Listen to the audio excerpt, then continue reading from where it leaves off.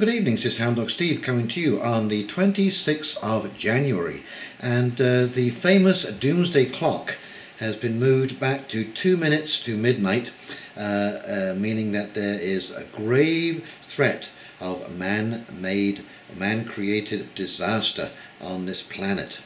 But first, let me offer a warm welcome to new viewers and returning subscribers. I hope you'll continue to come back to my channel, and I hope to bring some interesting information from different parts around the world that as they come up and as they appear relevant, so that you and your family can make plans for the future and make wise decisions based on accurate information. And I know with all of us having busy lives, it is not always easy to track down all of the research that you need to do in this world of fake information.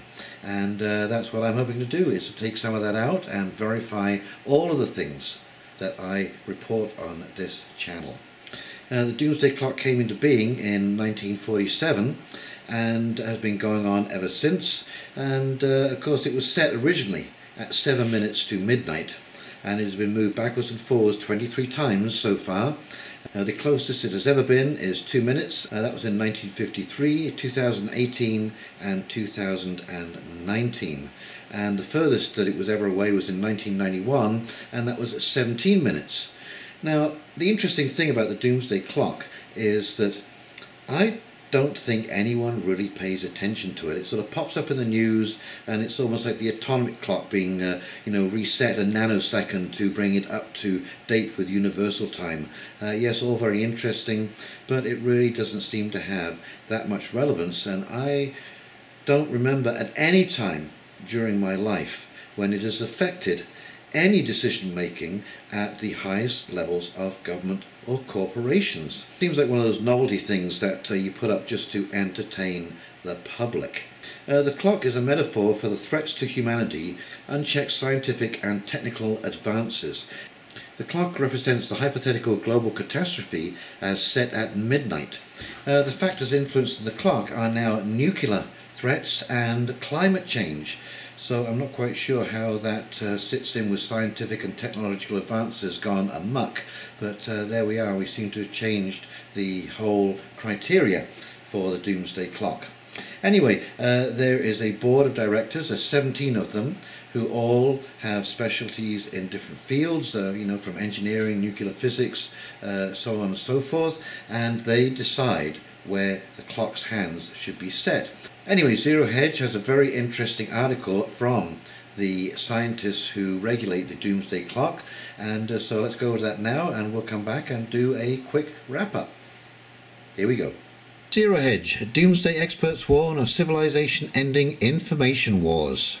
Just when you are running short on things to fear, a group of US doomsday experts said on Thursday that information warfare is amplifying major worldwide threats as the information doomsday clock remained at 2 minutes to midnight, reports AFP. Where does this lurking threat lie, according to the said experts?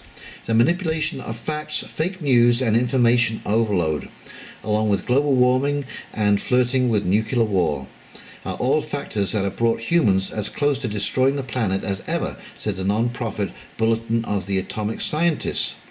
Humanity now faces two simultaneous existential threats, either of which would be cause for extreme concern and immediate attention, said the scientists.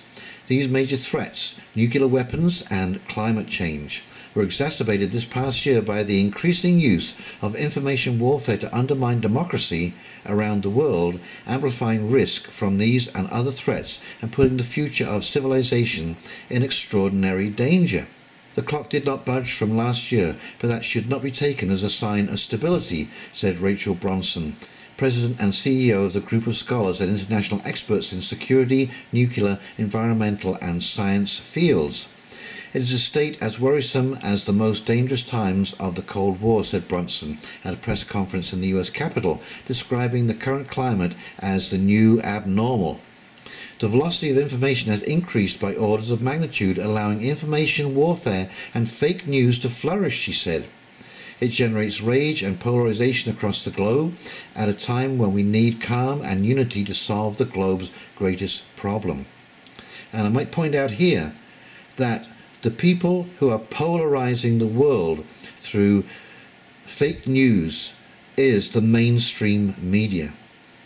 The mainstream media are going out of their way to polarize people. You can see it every day in all of the newspapers. They're taking one side or the other and pushing that side to the hilt and driving families against families, countries against countries, counties against counties.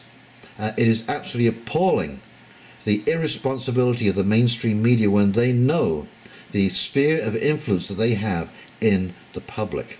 The new abnormal is a state that features an unpredictable shifting landscape of simmering disputes that multiply the chances for major conflict to erupt, she added. We appear to be normalizing a very dangerous world in terms of the risks of nuclear warfare and climate change. So, the velocity of information and fake news has generated rage and polarization across the globe, not decades of jobs lost to outsourcing, the erosion of purchasing power, supercharged nanny states, and a steady march towards globalization as cultural identities are erased in the name of progress. Americans' paychecks are bigger than 40 years ago, but their purchasing power has hardly budged. So this is a chart of average hourly wages in the US, seasonally adjusted, and so from 1964 we've gone from $2.50 an hour up to an average of $22.65 an hour. University of Chicago astronomy and astrophysics professor Robert Rosner described this new abnormal as a disturbing reality in which things are not getting better. Last year it moved from 2.5 minutes before midnight to 2 minutes, whilst dotard President Trump and North Korean leader rocket man Kim Jong-un were calling each other names. Over the past year, the rhetoric between North Korea and the United States has eased, but remains extremely dangerous, said Bronson. Meanwhile, relations between the United States and Russia remain unacceptably strained. On the environmental front, carbon emissions began to rise after a period of plateauing, Bronson added. On tensions with North Korea, former US Defense Secretary William Perry said the latest talks between Washington and Pyongyang may have done nothing to move North Korea away from its nuclear program.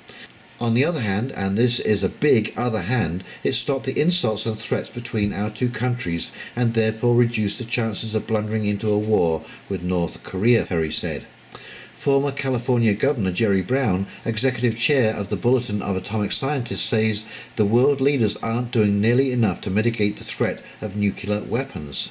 The blindness and stupidity of the politicians and their consultants is truly shocking in the face of nuclear catastrophe and danger, said Brown. We are almost like travellers on the Titanic, not seeing the iceberg up ahead, but enjoying the elegant dining and music. Brown also knocked journalists who report on all things Trump. Journalists, yes, you love Trump tweets, you love the news of the day, you love the leads that get the clicks, but the final click could be a nuclear accident or mistake, and that is what we all have to be worried about. So, very poignant, very good points there. The mainstream media have a lot to play and a lot to answer for in this situation.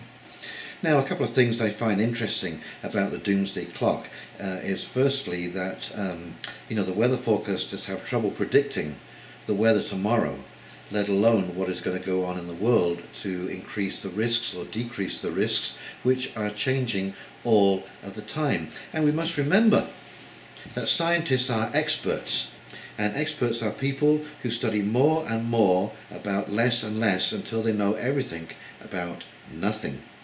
I find it kind of interesting that the picture presented was only a quarter of a clock that shows from 9 till midnight.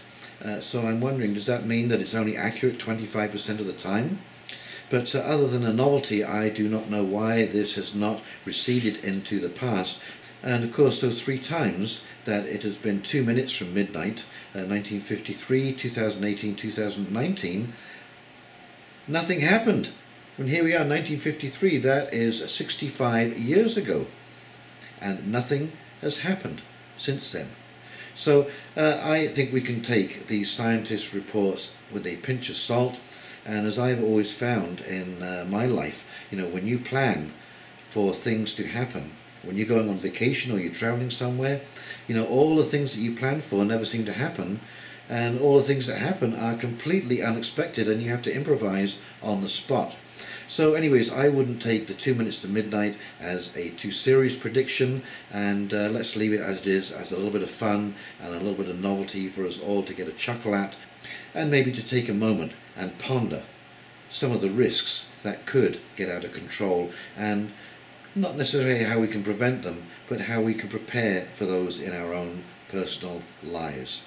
For example, with climate change, having some food on hand, some alternative heating and cooking methods, maybe a little bit of self-sufficiency, self-reliance would be a good thing. Go camping.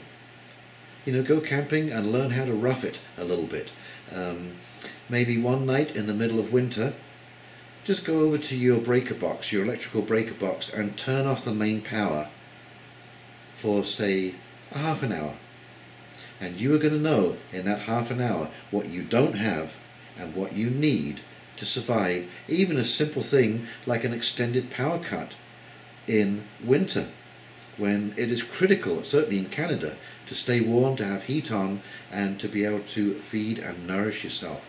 So do these little tests before they actually happen. You do not want to be finding out when people are price gouging at the supermarket for food, at the hardware store for matches and fuel and lights and batteries and this kind of stuff, because they will be in short supply when everyone realizes at the same time that they don't have any supplies at all on hand. And most people do not have enough to survive more than a very short time indeed.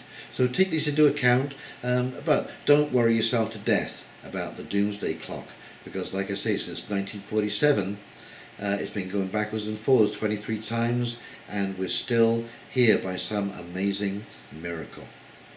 Okay, well, I hope you enjoyed this information. If you did, please like, subscribe and comment.